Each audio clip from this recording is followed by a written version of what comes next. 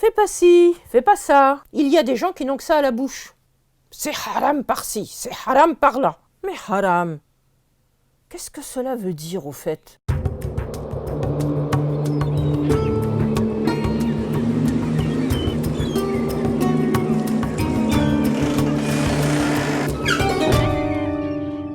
Comme on en a pris l'habitude, pour comprendre le mot, il faut retrouver sa racine.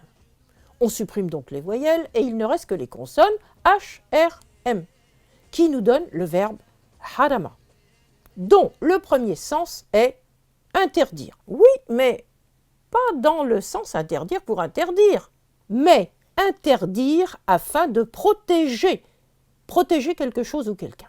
À l'époque des tribus, et donc celle du Coran, c'est le sens le plus courant de haram. Prenons l'exemple de El-Masjid el-Haram, que tu trouves dans le Coran à la sourate 48, verset 27. Le premier sens de Masjid, c'est le lieu où l'on se prosterne, une mosquée.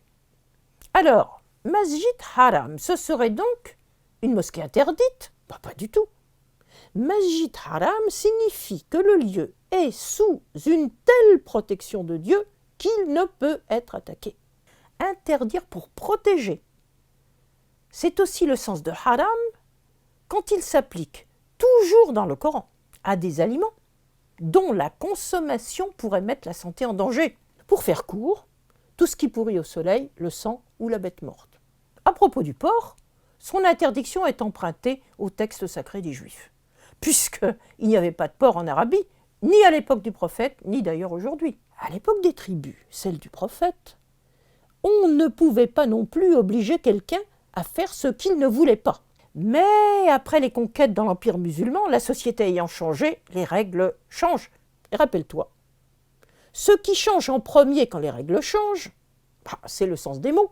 Prends le vin par exemple. Dans le Coran, comment en parle-t-on ? Des fruits, des palmiers, des vignes, vous tirez l'ivresse et un aliment excellent, c'est dans la sourate 16, verset 67.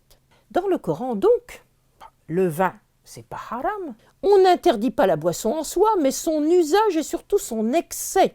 Ne trouve-t-on pas, toujours dans le Coran, il ne faut pas aller à la prière lorsqu'on est sous, sourate 4, verset 43. C'est la preuve que cela se faisait. Mais avec l'intervention plus tard des juristes durant la période de l'Empire, c'est là que le vin devient une boisson interdite en dépit d'une non-interdiction du vin lui-même dans le texte du Coran. En supprimant le vin, les juristes ont pensé supprimer l'ivresse. C'est pourtant à cette époque que se développent les tavernes et toute une poésie sur le vin qu'on appelle El Khamriyat et dont Abu Nuwas est l'un des poètes les plus connus. Abu Nuwas, il vivait à l'époque de Haroun el-Rachid, au début du IXe siècle. Aujourd'hui, on a oublié le passé, tout en faisant croire qu'on s'y réfère et tout est devenu haram. La musique, sinon tu pourrais être transformé en singe et en porc, fumer ou encore s'habiller de telle ou telle façon. Le Coran ne dit-il pas pourtant « Ne dites pas ceci est halal, ceci est haram » en proférant un mensonge contre Dieu ? C'est dans la sourate 16 au verset 116.